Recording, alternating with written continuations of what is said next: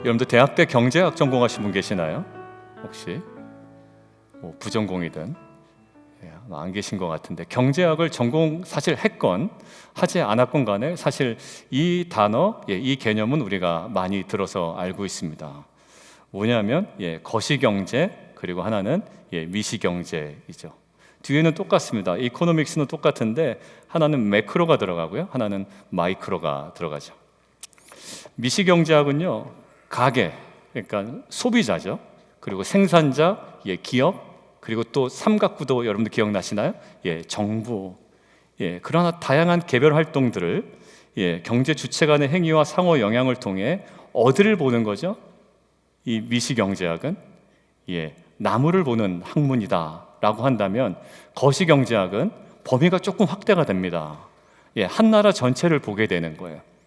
그래서 국가 전체의 소비, 투자 등을 연구를 하게 되는 거죠. 결국 나무를 보는 게 아니라 어디를 본다? 숲을 본다라는 개념이야. 그러니까 이 미시경제학에서 다루는 어떤 분야가 있는데, 보통 우리가 많이 배웠던 수요와 공급의 법칙, 뭐 이런 것들이 이제 미시경제학의 한 분야였고요. 그다음에 거시경제학에서 다루는 지표들은 조금 크죠. 뭐 GDP, 뭐 GNP, 뭐 환율, 뭐 실업률, 이런 것들을 주로 다룹니다. 근데 이 두 가지는요, 사실 독립적이지 않아요. 거시경제는 미시경제의 바탕을 둔다라고 하는 것이 보통의 이제 개념이고, 그렇게 이해하고 있습니다. 여러분들, 그런데 이 미시경제학이라는 것들을 바라볼 때 아주 세밀한 거잖아요. 아주 구체적인 것이고. 그런데 지금 우리 인류들이 경험하고 있는 수많은 과학의 발전과 결과물들이 있지 않습니까? 근데 이 결과물들이 사실 다는 아니지만 그 중에 중요한 부분들이 가장 작은 미시 세계로 깊이 나아간 결과를 우리가 누리고 있다는 거예요. 좀 쉽게 얘기하면, 여러분들 지금 오늘 비 오는 날이지 않습니까? 그럼 비 오는 날에 우리가 흔히 무엇을 입죠? 예전에 그냥 아무 옷이나 입고 나갔습니다. 이제는 방수 기능이 있는 옷을 입고 나가요. 자, 그러면 방수 기능이 있는 의류를 생각해 보면, 이 의류들은 인간들이 이렇게 만들면 될 것 같아 라고 해서 구상해서 만든 것이 사실은 아닙니다. 이렇게 하면 물방울이 옷으로 스며들지 않고 떨어질 것 같은데 라는 것들을 생각해서 구상해서 만든 것이 아니라 어느 세계로 깊이 들어간 산물이라고요? 미시 세계로 깊이 들어가서 연구해 놓은 결과를 새롭게 제품으로 내놓은 거라고요.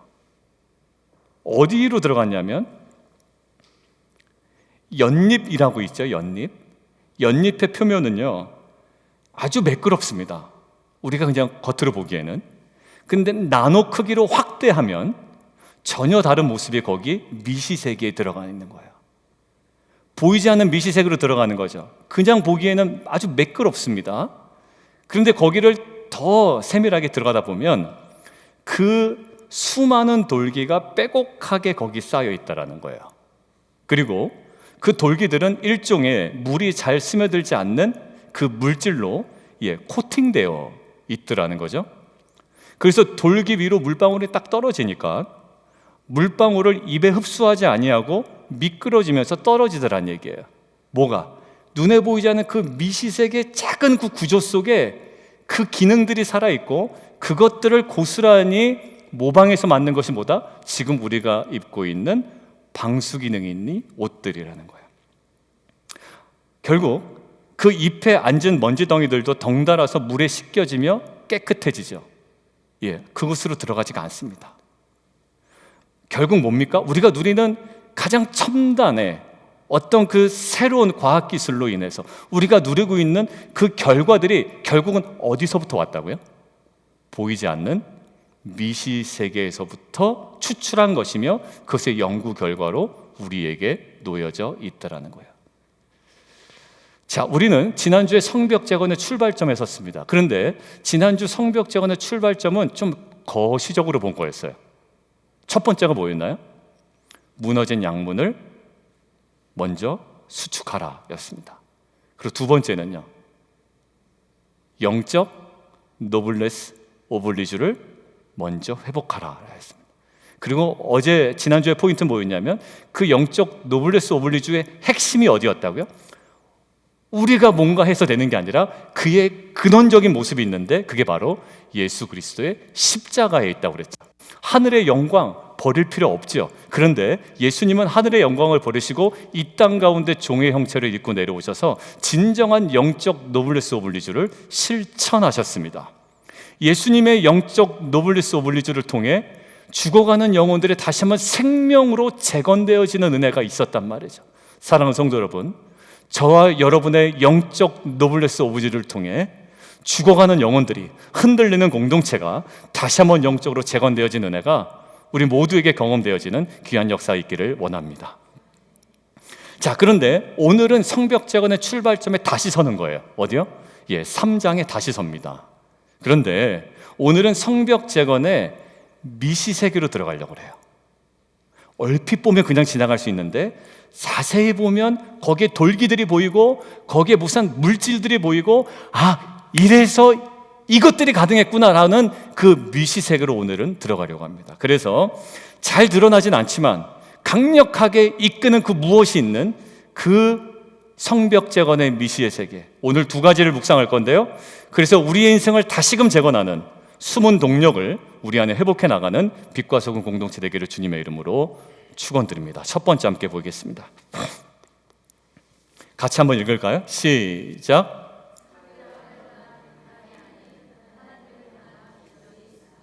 자, 느헤미야 중심으로 시작된 이 성벽 재건 공사가 순조로웠냐? 그렇지 않았냐라고 한다면 순조롭지 않았습니다. 사실 4장부터 어떤 장면이 나오냐면요, 4장 다음 주 우리가 볼 건데 4장은 외부적인 방해가 탁 등장해요. 5장은 내부적인 갈등이 갑자기 확 등장합니다. 6장은 이 성벽 재건 공사의 주역이었던 느헤미야에 대한 음모가 계획되어지고 실행되어지려고 하고 있습니다. 그러니까 4장, 5장, 6장이 계속 위기입니다. 자, 그런데 오늘 성벽 재건 공사가 시작되는 3장은 그렇지가 않았느냐? 아니요. 사실 위기로 여겨질 만한 상황이 있었는데도 불구하고 표면화되질 않는단 말이에요. 드러나질 않아요. 자, 지난주에 함께 관찰했죠. 성벽 재건 공사에 누가 참여한다고요? 노블리스 오블리주. 누가? 대제사장. 말로만 시키는 것이 아니라, 그리고 누구? 제사장. 또 누구요? 예루살렘 성벽 옆에 있는 지방의 절반을 다스리는 사람도 노동에 참여하고, 또 다른 지방의 절반을 다스리는 사람도 참여하고. 자, 그런데 5절을 보니까 드고아 사람들이 중수하였으나 그 귀족들은 그 주인들의 공사를 분담하지 않았다라고 나옵니다. 우리 공동체 한번 생각을 해보세요. 그냥 예를 들어서 여기 다 대부분이 참여하는데 여기 요 부류가 자기 안 하겠다는 거예요. 여러분, 그럴 때 마음이 좀 어떤가요? 조금은 불편하죠. 근데 모든 일이 사실 다 그렇습니다. 결정해도 따르는 사람이 있고 따르지 않는 사람이 있고, 참여하는 사람이 있고 참여하지 않으려고 딱 맹세하는 사람이 있잖아요. 그러니까 이것은 사실 우리 가운데 다반사로 우리가 경험되는 상황이에요. 결정했는데 선뜻 동참하지 않는 거예요. 자, 만약에 이 그룹이 우리 눈에 띄잖아요. 사실 그렇다면, 그러면 동참하지 않는 그 그룹들을 향해서 여기저기서 그 그룹들을, 여러분들 저기서도 그렇고 여기서도 그렇고 이 그룹들을 향해서 막 질타가 끊이지 않는다고 생각을 해보십시오. 야, 대제사장도 나오는데, 제사장도 나오는데, 성전 그 성읍의 절반을 맡은 사람도 나오고 저 동네 절반도 리더가 나오는데 도대체 뭐 하는 거냐고 이 질타가 끊이지 않는다고 한번 생각을 해보십시오. 현실에서 충분히 일어날 수 있는 상황이고, 사실 우리도 맨날 그러고 살잖아요. 누구 뭐만 안 하면 그냥 막 뒤에서 왜 쟤는 또 안 하냐고 그러고 끊이지 않는 거. 그게 자식이면 자식, 배우자면 배우자, 또 우리 교회 공동체 지체면 지체, 이 모든 이 마음이 그렇다고요. 자, 그런데 이게 끊이지 않았다고 한번 생각해 보세요. 원망과 질타가 아무리 합리적이고 정당하다 할지라도 오히려 이것이 계속 반복되고 지나치면 오히려 그 행위 자체가 이 사람이 참여하지 않은 것보다 오히려 이것들을 질타하는 그 행위 자체, 그 옐링 자체가 어떻게 될까요? 결국 공동체를 계속 흔드는 일의 주된 원인이 된단 말이에요. 그냥 가만히라도 있으면 그냥 이 사람은 안 하고 있고 우리라도 열심히 하면 되는데 자꾸 옐링하다 보면 어떻게 돼? 오히려 그게 공동체를 근간을 흔드는 문제가 될 때가 너무나도 많아요. 근데 오늘 한번 볼까요? 오늘 3장 본문은 그 주인들의 공사를 분담하지 않는 자들 향하여 원망했거나 불평했다는 기록이 다행히도 없습니다. 오히려 3장 후반부를 보면 어떤 모습이 나오냐? 오히려 그런 불평을 할 수 있는 여지가 안 보이고 어떤 모습이 보이냐면 23절 한번 보시겠습니까? 성경을 통해서 23절. 자, 제가 이제 앞으로 표현하는 표현과 동일한 표현을 여러분들이 밑줄 읽으시면 됩니다. 제가 먼저 23절, 제가 집중하려는 표현을 먼저 읽어드릴게요. 23절, 자기 집 맞은편 부분을 중수하였고 라는 것이 23절에 있죠. 자, 그 다음에 여러분들이 찾아보십시오. 23절 후반부에 어떤 표현이 동일하게 있던가요? 그렇죠. 1부 예배 때는 제가 한 분씩 이제 읽어보라고 했는데 2부는 그게 불가능하니까 같이 한번 볼까요? 시작. 자기 집에서 가까운 부분을 중수하였고 라는 표현이 있어요. 자, 그리고 28절로 넘어갑니다. 자, 시간을 드릴 테니까 한번 찾아보시죠. 시작. 자기 집과 마주대한 부분을 중수하였고 29절 함께 읽습니다. 시작. 자기 집과 마주대한 부분을 중수하였고 자, 30절 시작. 자기의 방과 마주대한 부분을 중수하였고 이것이 계속 반복적으로 표현되죠. 그러니까 결국 3장 전체의 뉘앙스나 느낌과 분위기는 뭐냐면 성벽 재건에 참여하지 않은 그 그룹들을 향한 원망이나 정죄하는 모습은 없어요. 오히려 자신들의 할 수 있는 일에 각자 최선을 다해서 집중하여 매진하는 모습만 보입니다. 어떻게 해요? 자기의 집과 마주대한 부분. 그럼 어떻게 이럴 수가 있을까요? 성격이 좋았나? 그 당시 사람들이? 아니요. 나중에 5장에 가면 갈등이 있거든요. 5장에 가면. 근데 3장에서 왜 이렇게 집중할 수 있었을까? 학자들의 의견을 빌려서 얘기하면 이겁니다.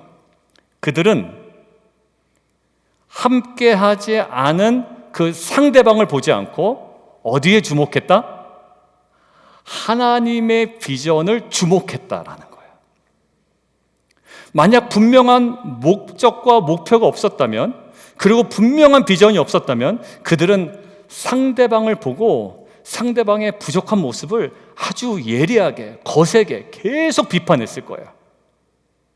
그런데 느헤미야를 통해서 그들의 시선이 아주 명확하게 고정된 곳이 하나가 있었습니다. 어디냐면 느헤미야 2장 17절인데 성경 말고 자막을 통해서 함께 보겠습니다. 그들의 시선이 명확하게 고정될 수 있도록 느헤미야가 이렇게 얘기하죠. 시작.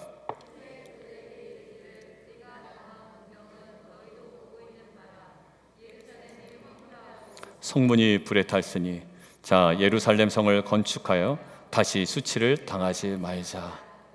예, 느헤미야는요 이것들을 제시할 때 뭐라, 야, 우리가 이거에서 좀 돈 좀 벌자, 이게 아니었어요. 분명한 목적을 제시합니다. 분명한 목적이 뭐죠? 돈 벌자? 이게 아니라 하나님의 영광이라는 분명한 목적을 제시합니다. 그리고 하나님의 영광이라는 애매모호하지만 그 분명한 목적을 이루기 위하여 구체적인 목표를 제시하죠. 뭐를 통하여? 성벽 재건을 통하여 하나님의 그 영광을 다시 한번 드러내자, 이것을 얘기합니다. 그렇기 때문에 5절에 드고아 사람들을 비롯한 많은 백성들의 시선이 어디에 집중할 수가 있었죠? 하나님의 영광이라는, 그리고 그 목적을 이루기 위한 성벽 재건이라는 목표에 분명한 시선을 고정시킬 수가 있었던 거예요. 그러니까 그들은 하나님의 영광, 하나님의 비전을 명확하게 바라보니까 무엇을 하지 않던가요? 공사를 분담하지 않은 귀족들에 대한 과도한 비판이나 그들 향한 정죄나 질타나 원망할 겨를이 없었던 거예요. 자녀들 중에 그런 자녀들이 있습니다. 여러분들, 우리 공동체 안에서도 가끔 청년들이나 이렇게 아이들 보면, 목사님, 제가 지금 여자친구나 남자친구라는 이성을 사귀는데 집중할 때가 아닌 것 같습니다 라고 갑자기 와서 얘기하는 거예요. 우리 공동체는 아직은 없었습니다. 그리고 저희 자녀 중에서도 그런 자녀는 없었습니다. 없어서 못 만난 거지, 내가 뭐에 매진하기 위해서 내가 안 만난다 이런 적은 없었어요. 근데 가끔 예전 공동체 보면 갑자기 그렇게 다가오잖아요. 근데 저는요, 둘 중에 하나라고 생각해요. 하나는 뭐냐면 자신을 좀 이렇게 거룩하게 어필하고 싶은 애들이 꼭 그렇게 하는 경우도 있습니다. 좀 나쁘죠? 좀 나쁘게 생각하고 순수하게 얘기하는 수도 있는데, 얘가 좀 나한테 어필하려고 그러나? 이렇게 생각할 때도 있어요, 제가. 그런데 얘기를 가만히 들어보면 뭐냐면, 얘가 갑자기 분명한 비전이 생긴 거예요. 내가 무엇을 이뤄내겠다라든지, 아니면 어떤 학교에 대한 분명한 목적이 생겼다든지 이러면 얘가 잠시 무엇을 접던가요? 이성을 향한 시선을 잠시 접겠습니다 라고 이야기를 합니다. 그리고 그것들 이뤄내는 거예요. 뭐에 집중이 되어 있으니까, 자기가 반드시 이루어야 되는 그 비전에 집중되어 있으니까요, 잠시 접어요. 예쁜 애가 분명히 지나가는데도 그걸 못 봐, 바보같이. 이걸 봤어야 되는데. 그러니까 그 시선 처리가 왜?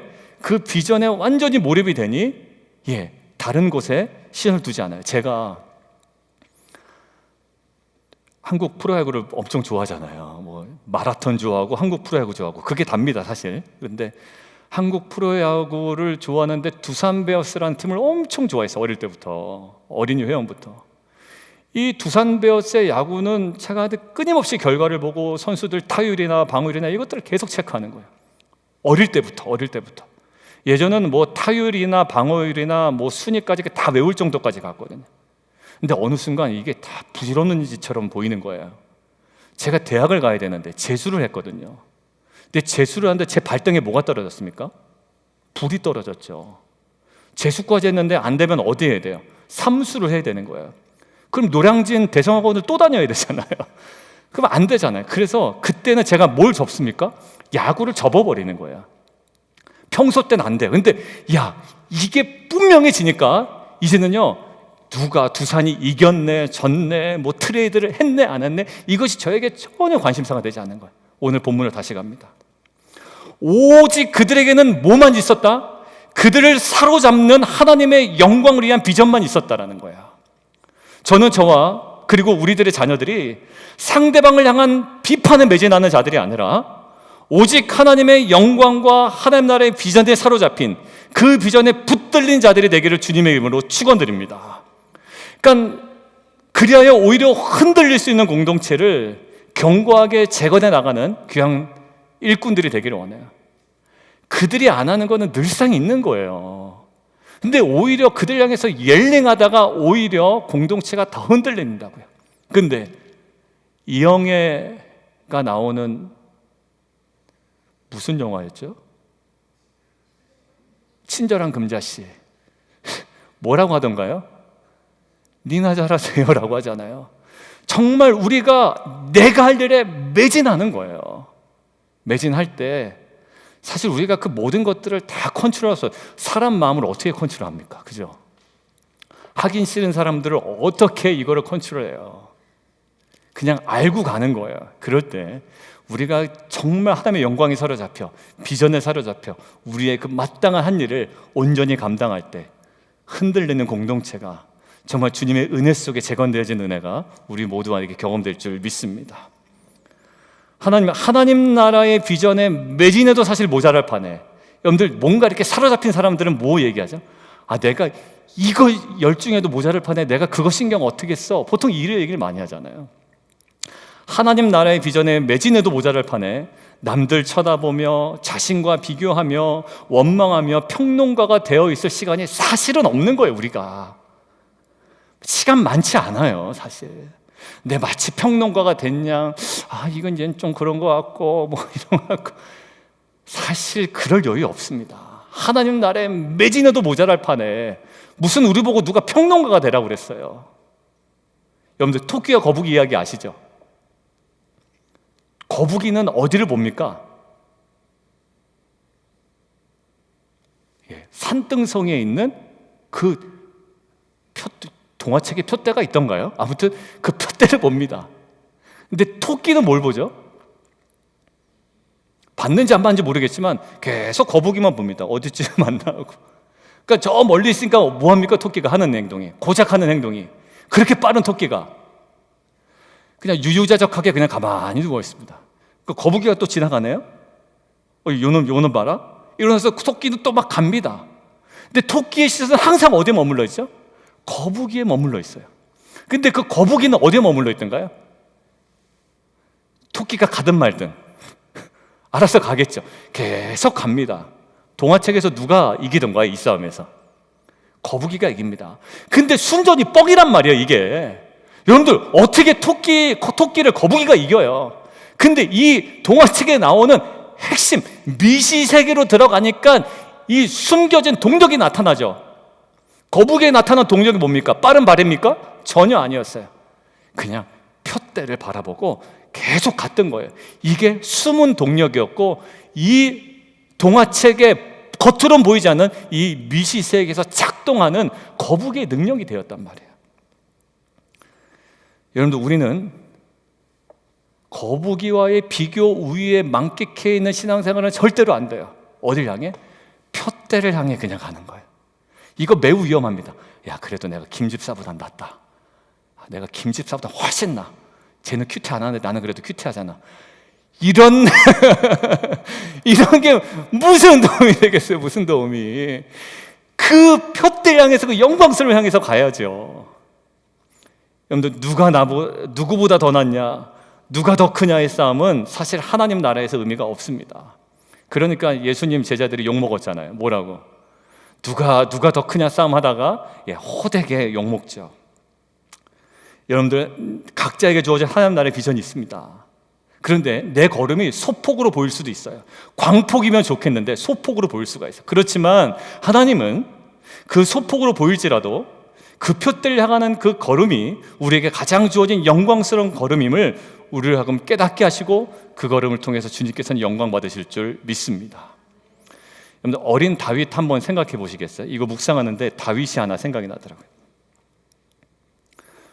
사울 왕도 전쟁터에 있었고 수많은 군사들이 그 전쟁터에 있었는데, 그 사람들이 어디에 주눅 들어 있나요? 가만히 보십시오. 어디에 주눅 들어 있죠? 골리앗의 장대함에 주눅 들어 있죠. 시선이 어디 있습니까? 골리앗의 장대함에 있습니다. 그러니까 선뜻 나가지도 못하는 거예요. 이 왕 사울도 못 나가는 거예요. 수많은 장수들이 있었을 텐데도 아무도 나가지 못합니다. 그런데 다윗의 눈에 들어온 건 뭐였냐면, 가시적인 눈에는 분명히 골리앗이 서 있는데 다윗의 가슴 속에 파고 들어온 게 뭐였냐? 장대한 골리앗에 대한 두려움이 아니라 바로 이거였습니다. 함께 보실까요? 함께 보겠습니다. 시작.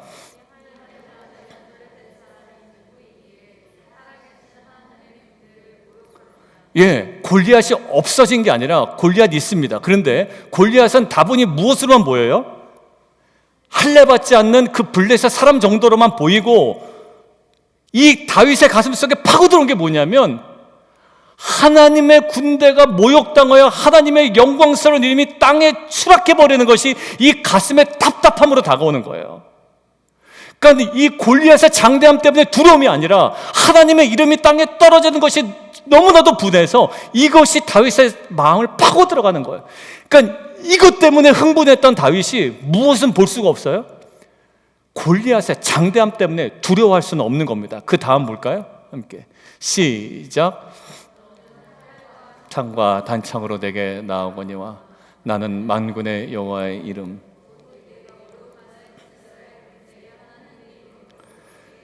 여러분들, 결국 10대 소년 다윗의 가슴에는 뭐가 있었나요? 하나님의 이름이 이방인으로부터 무시당하고 모욕당하고 바닥에 완전히 처박혀서 내동정이 처지는 것에 대한 분함이 다윗의 가슴 속에 파고들어왔고, 그의 시선에 그거밖에 보이지 않았기 때문에 정말 장대한 골리앗 앞에서도 다윗은 주눅 들지 않을 수 있었던 거예요. 다윗은 지금 골리앗 앞에 서 있긴 해요. 동일하게 똑같이. 그렇지만 오직 하나님의 영광과 하나님의 나라의 비전에 사로잡혀 있었던 겁니다. 즉 골리앗 때문에 속절없이 무너질 수밖에 없었던 이 공동체를 재건할 수 있었던 숨은 동력이 뭐였습니까?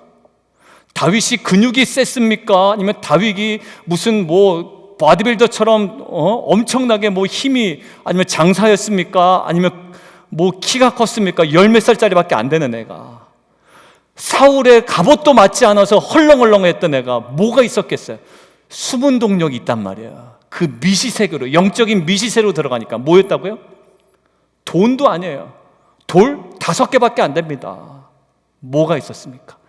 그 하나님의 영광이 땅에 추락하는 것을 보지 못하는 그의 시선과 그의 가슴을 파고 들어가는 그것이 그에게 작동했기 때문에 그 골리앗의 장담이 있을지라도 그는 능히 이겨낼 수 있었던 거예요. 여러분들 돈으로 될까요? 안 됩니다. 여러분들 자녀에게 돈 준다고 공부 잘하든가요? 그러려면 얼마나 잘했겠어요? 안 돼요. 돈 준다고 잘하. 근데 어느 때 됩니까? 얘가 갑자기 사명을 탁 깨달으면 내가 줄 돈도 없는데 지가 알아서 해나가요.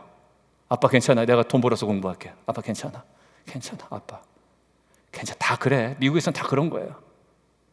지가 알아가서 해난다. 왜? 그 가난이, 어려움이 눈에 들어오지 않아요. 왜? 비전이 그를 사로잡아버리기 때문에. 저 여러분의 자녀가 정말 어렵겠지만 그래서 그러한 은혜가 저 여러분의 가정 가운데, 특별히 자녀들 가운데 임하는 역사 이야기를 원합니다. 여러분들 결국 숨은 동력, 다윗이 주목했던 그 물리적인 힘 전혀 없었고요. 오직 하나님의 영광이었습니다. 저 여러분 그리고 우리의 자녀들이 흔들리는 세상 속에서 겨우 그 세상 것을 그냥 빌부터 사는 자들이 아니라 하나님의 영광과 비전으로 붙들린 자로서 그렇지 않은 상황 앞에 서 있더라도 그것들을 능히 감당해내는 우리 귀한 자녀들 되기를 주님의 이름으로 축원합니다. 우리 두 번째 함께 볼까요? 우리 같이 한번 읽습니다. 시작. 오늘 읽은 본문 중에서 20절을 성경책 통해서 함께 읽어볼까요? 그래서 20절을 읽었나 보다 라고 바로 오신 분이 있을 것 같기도 하고 아닌 분도 있을 것 같기도 하고, 한번 이런 질문을 드렸으니까 왜 저렇게 얘기를 하시나 궁금증을 가지고 20절 본문을 통해서, 성경 통해서 함께 보겠습니다. 시작.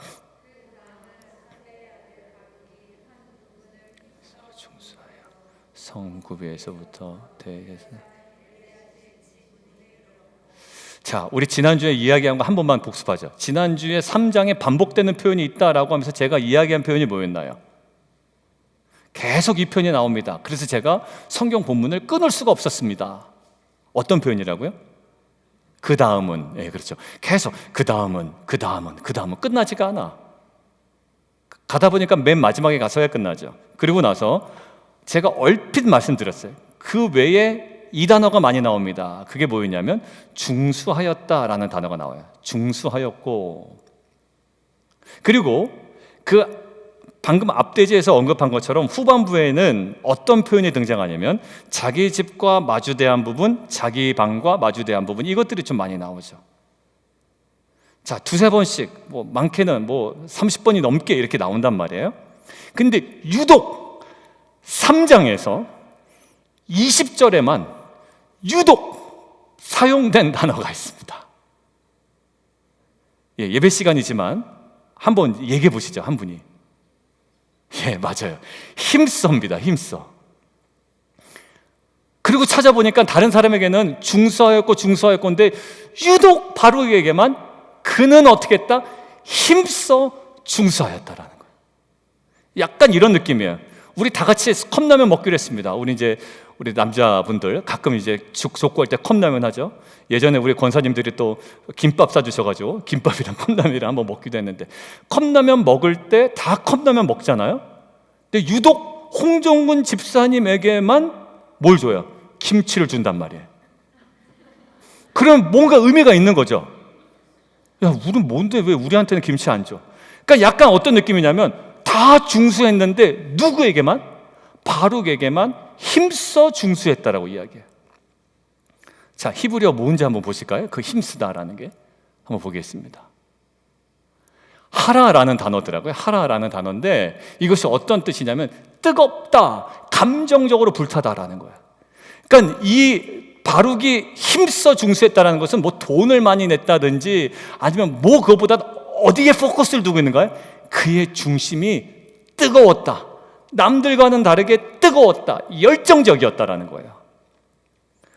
자, 그러니까 결국 이 본문이 우리에게 뭘 얘기하냐면 하나님이 뭐까지도 정확히 보고 계신다? 다 중수한단 말이야. 우리들도 다 같이 사역하고 다 같이 함께 하지만 유독 그 사람의 중심의 뜨거움을 하나님께서 보고 계시고, 그래서 어떻게 보면 편파적으로 느낄 만한 20절에 바룩에게 힘써 중수했다는 말을 사용하고 계신다. 모든 사람이 중수에 참여했지만 드러나지 않은, 사람들은 전혀 캐치할 수 없는 바룩의 숨은 열정까지도 하나님은 주목하고 계셨다라는 거예요. 그러고 보니까요, 4절 한번 가실래요? 제가 이래서 이제 오늘 이렇게 선별해서 읽은 이유를 이제 깨달으실 겁니다. 4절 한번 보시죠. 학고스의 손자 우리아의 아들 무레못, 거기 밑줄 그어놓으시고 21절로 넘어갑니다. 21절.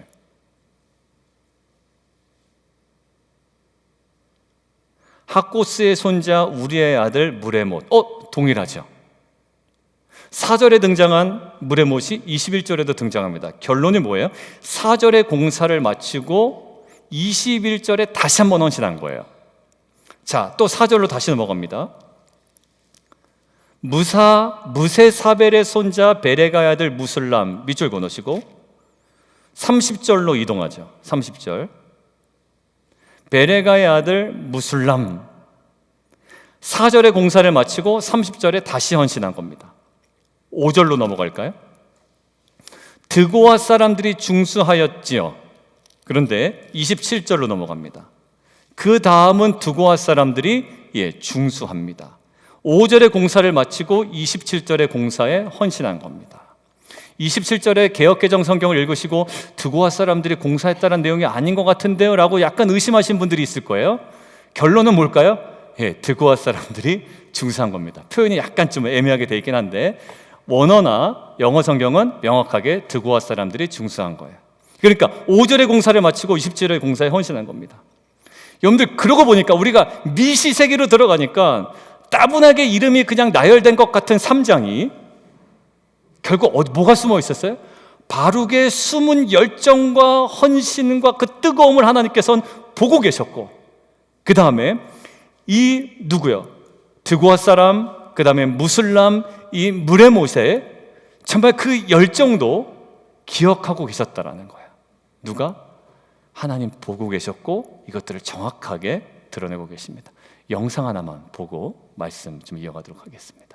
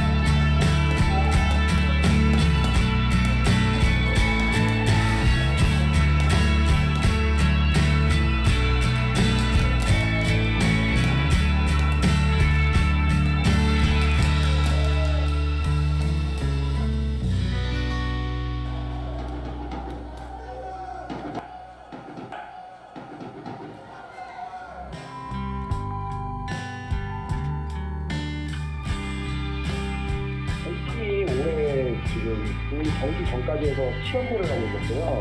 이 선수들이 이제 생각보다 잘하더라고요. 그날 오늘 뭔가 되겠다 했는데 그때 골을 넣는 순간에 정말 좀 참았던 막좀 운동 같은 거 터지면서 주변에서 저한테 막 그렇게 진행팀을 뭐하러 응원하냐 상처가 좀 됐었는데 그런 생각도 갑자기 이렇게 뻥 뚫리는 기분이 들고 감정을 너무 막 받아가지고 너무 진짜 막 제가 어른이 되고 나서 이렇게 엉엉 울어본 적이 없는 것 같아요.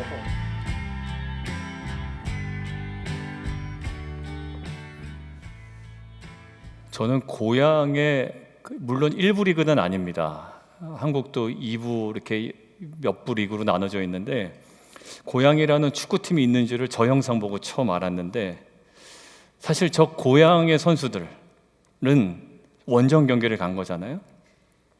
자신들을 위해 4시간을 달려온 한 사람 앞에서 경기를 한 겁니다. 사실.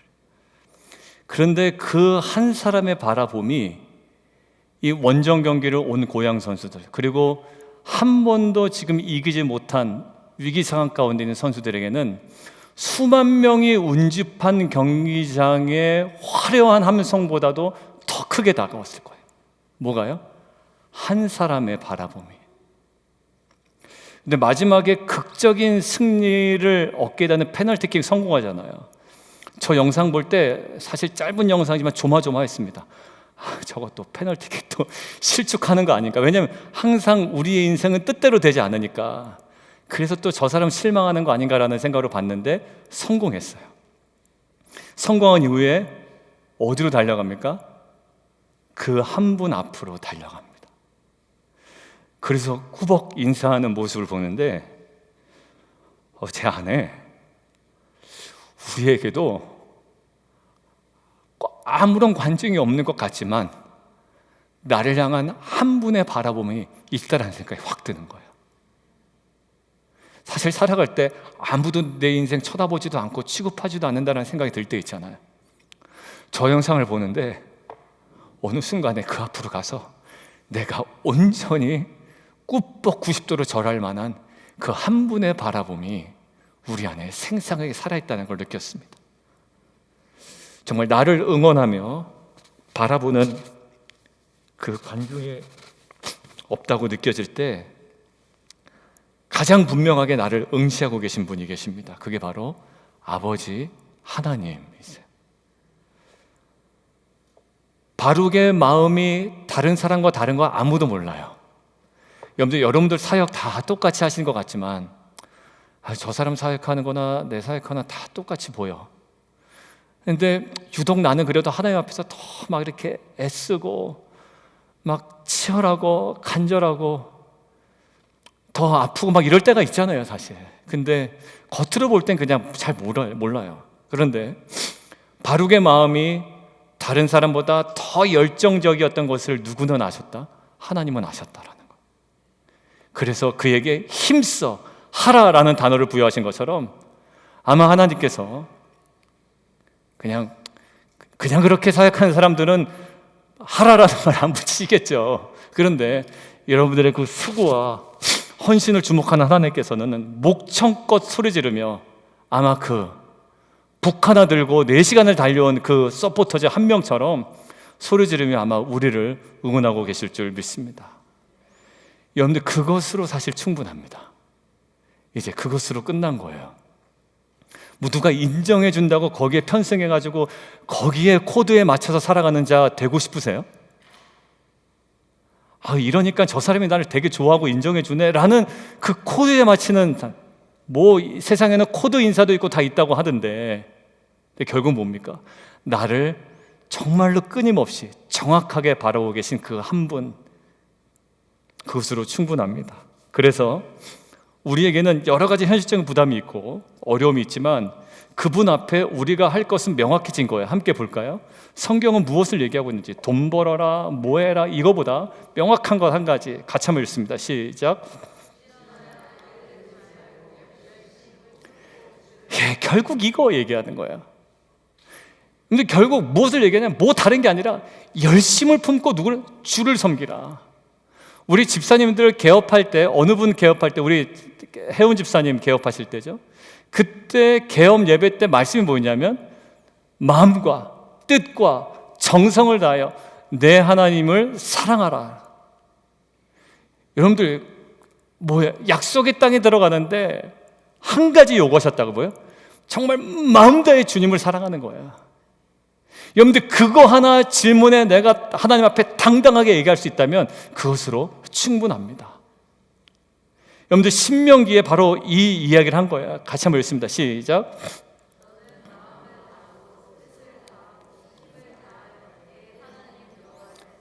예, 가서 전쟁해야 되는 사람들한테 지금 뭐 하라고? 힘써서 여호와를 사랑하라. 우리가 실패 어디서 합니까? 돈 없어서 실패하든가요? 사역을 못해서 실패하든가? 아니요, 사역 잘하다가 오히려 실패하거든요. 뭐 놓치면? 하나님을 향한 사랑이 희미해지기 시작하면 자꾸 판단하고 정죄하고 비교하고 이러다가 공동체가 오히려 나의 사역의 열심 때문에 오히려 그것이 깨지게 마련이에요. 뭐는 놓치고? 하나님에 대한 사랑을 놓치고 말이죠. 사도 바울도 고린도 교회 성도들 향해서 뭘 요구할까요? 야, 이놈 자식아, 기도 좀 해라. 뭐 다 하겠죠. 핵심이 뭡니까? 같이 한번 읽습니다. 시작.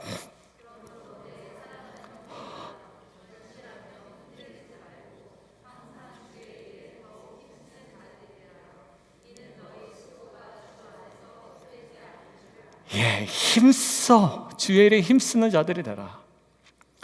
여러분들 우리 신구약 하심탐사 하신 분 있죠? 그리고 우리 신구약 하심탐사나 성경 공부 이제 10월부터 시작됩니다. 제가 링크 보내드릴게요. 하심탐사 구약 하신 분들 한번 좀 생각해 보시죠. 구약의 분열한 곡 네 번째 왕 어떻게 하죠? 르아아, 그 다음에 네 번째 왕이 여호사밧이라고 그랬습니다. 르호보암, 그 다음에 아비야, 그 다음에 아사왕, 여호사밧. 항상 새로우시잖아요, 그렇죠? 그 네 번째 왕 여호사밧이 어떤 왕이라고 그랬습니까? 뭐 순서 외우는 게 중요한 게 아니라 종교 개혁의 어떻게 보면 출발점에 섰던 자예요. 출발점에 섰던 이 여호사밧이 행한 것이 있습니다. 뭐였냐면 재판관을 세우는 거예요. 재판관을 세우는 거예요. 왜? 이 백성들의 재판을 잘해야 되거든요. 그러니까 재판관을 딱 세우면서 그들에게 뭐라고 얘기할까요? 이겁니다. 같이 한번 보겠습니다. 시작.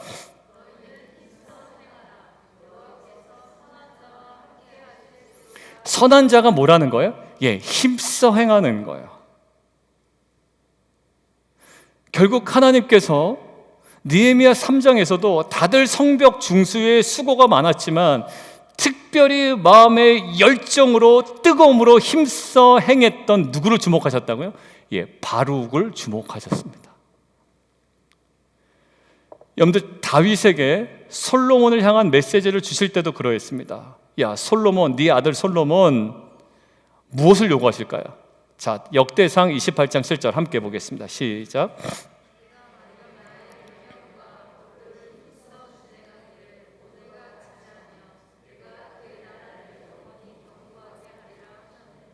여러분들 솔로몬에게 뭘 요구해요? 군사력도 아니고요, 다른 것 아니에요. 뭘 요구해라?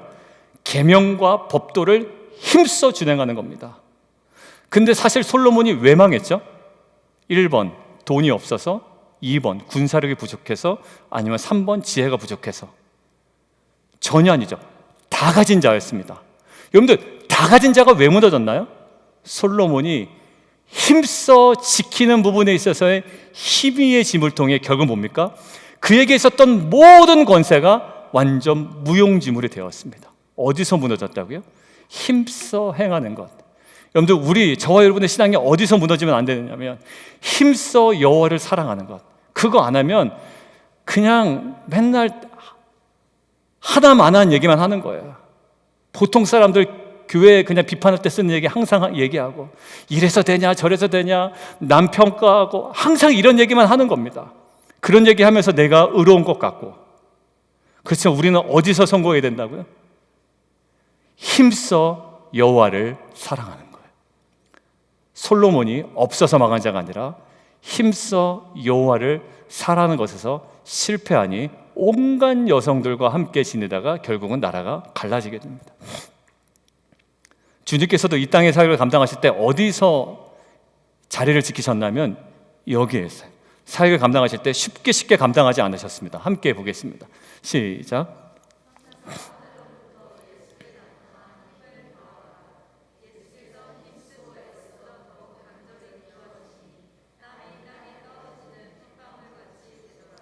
그냥 그 시간 때우는 게 중요한 게 아니고요. 뭐가요?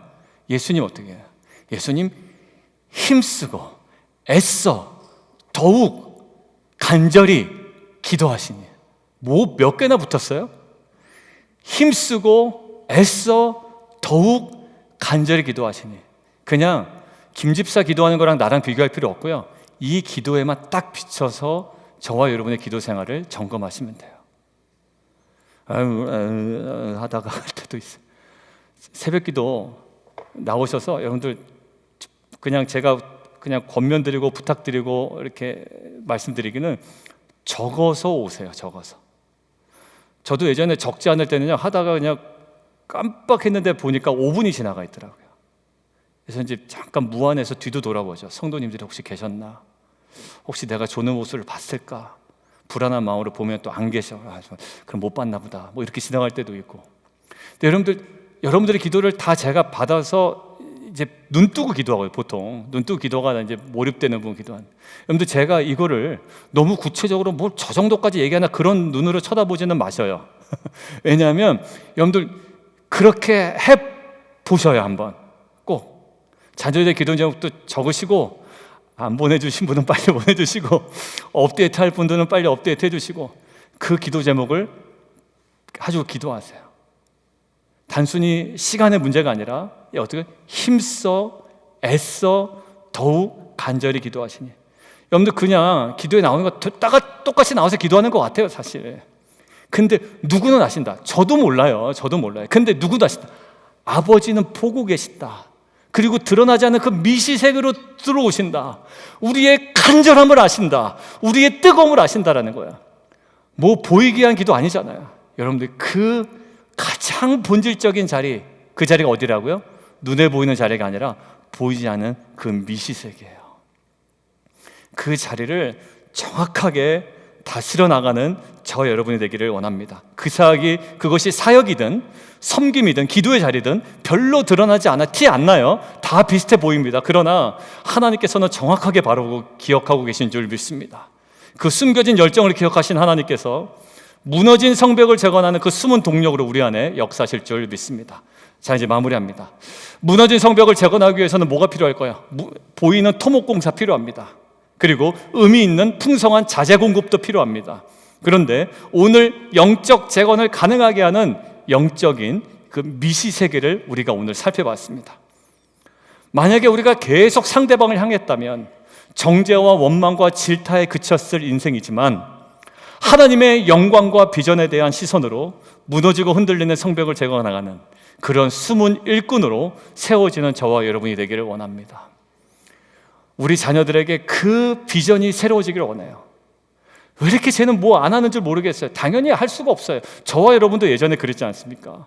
근데 분명한 비전에 사로잡히면 이 빛과 소금, 소금과 빛, 그리고 팔복의 삶, 십자가의 영광스러움이 우리 안에 뜨거움으로 역사하게 된다면 괜찮습니다. 달라도 소폭이라도 우리는 그 길에 매진할 수가 있고, 그것이 작은 소폭일지라도 하나님께서는 무너진 이 공동체를, 성벽을 재건해가는 일꾼으로 우리를 사용하실 줄 믿습니다. 그리고 그 재건의 현장에서 하나님께서는 힘써 일하는 자를 주목하고 계시고, 아까 고향 축구단의 한 명의 서포터즈처럼 우리를 바라보고 계시고 우리 향하여 끊임없는 외침으로 응원하고 계신 줄 믿습니다. 그 하나님 아버지의 바라봄 앞에 생생하게 서 있는 저와 여러분이 되기를 원합니다. 자꾸 사람 앞에 서지 마시고요. 나 좀 봐줘 집사님, 나 좀 봐줘 이렇게 한단 말이야. 여러분들 그러지 말자고. 이제 사람 앞에 조금 이렇게 내세우고 드러내는 거 다 좀 접고 이제 하나님의 바라봄 앞에 생생하게 서 있는 저 여러분 되기를 원하고요. 아무도 나를 주목하지 않는 현실 앞에서 아버지의 그 바라봄은 무너진 성벽을 재건하는 능력이 될 줄 믿습니다.